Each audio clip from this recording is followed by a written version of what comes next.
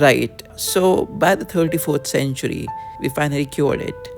We linked the cortexes, dissolved the ego barriers, and uploaded the collective consciousness into the great digital soup. There is no more you or me anymore. There's just a very warm, very loud us. We are never, ever by ourselves.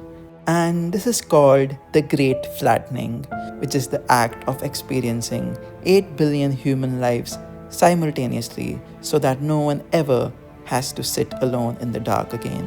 Which is brilliant, mostly.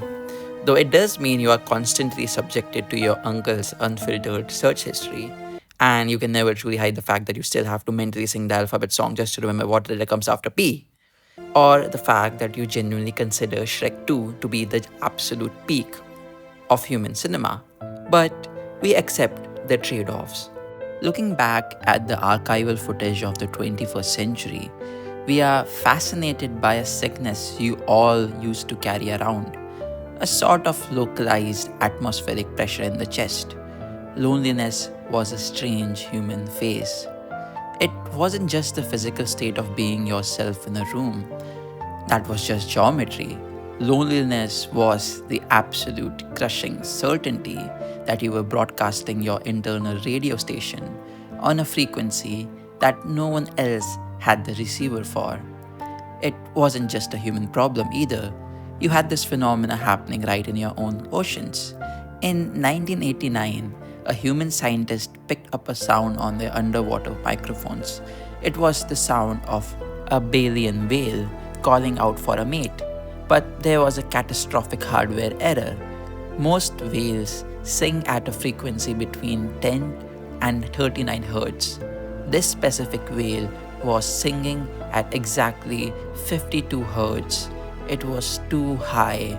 The other whales quite literally did not have the biological equipment to hear it. For decades, scientists tracked this single animal as it migrated thousands of miles across the Pacific year after year, singing its heart out into the black water. And year after year, it was met with absolute deafening silence. It was the most isolated consciousness on the planet. We look at the data from the 52 hertz wave, and then we look at your social media networks, and we realize you built an entire digital ocean where every single one of you was screaming at 52 hertz. And to cope with that, you invented some truly spectacular nonsense. You would purchase small, indifferent apex predator, trap them in your apartments, and talk to them about your tax returns. You called them cats. You would stare at a glowing monitor watching a stranger play video games for 7 hours straight, typing LMAO into a chat box moving at Mach 3 just to feel like you were part of a tribe. You invented artificial intelligence not to solve quantum gravity, but to have something to say good morning to when the kettle boiled. It was genuinely ridiculous. You apes built massive, towering concrete hives called cities, stuffed millions of yourself into a grid of tiny square boxes, and then actively engaged in a silent, high stakes psychological war to avoid making eye contact in the elevator.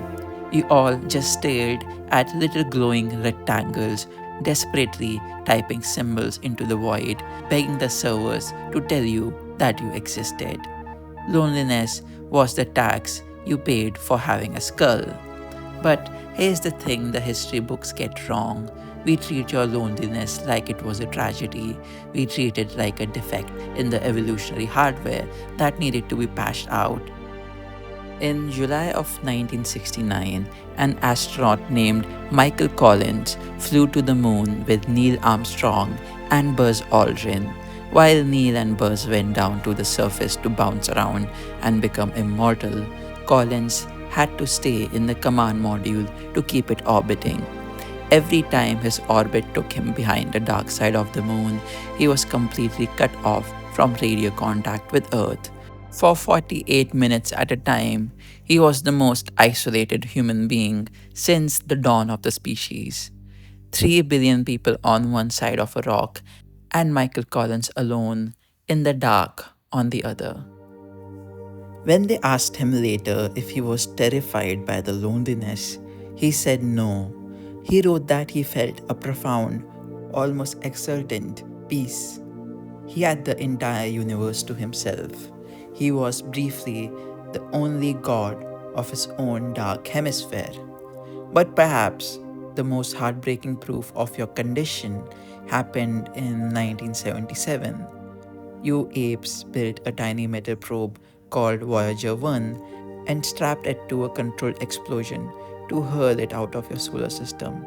But right before you launched it, you bolted a gold plated phonograph record to the side of it. You encoded it with the sounds of wind, a mother kissing her child, a heartbeat, and the music of your finest composers. You packed up the absolute best parts of your species, attached it to a robot, and fired it into the deepest, coldest abyss imaginable. It is currently 15 billion miles away from your sun, floating in absolute freezing nothingness. It will almost certainly outlive the Earth itself. It is a mixtape you threw into a void of billions of dead, silent stars. You didn't do it for science. You did it because the loneliness of your entire species was so agonizing that you desperately hoped something, somewhere in the terrifying dark, would find that record, put the needle down, and say, "Oh, they were here, and they had lovely music."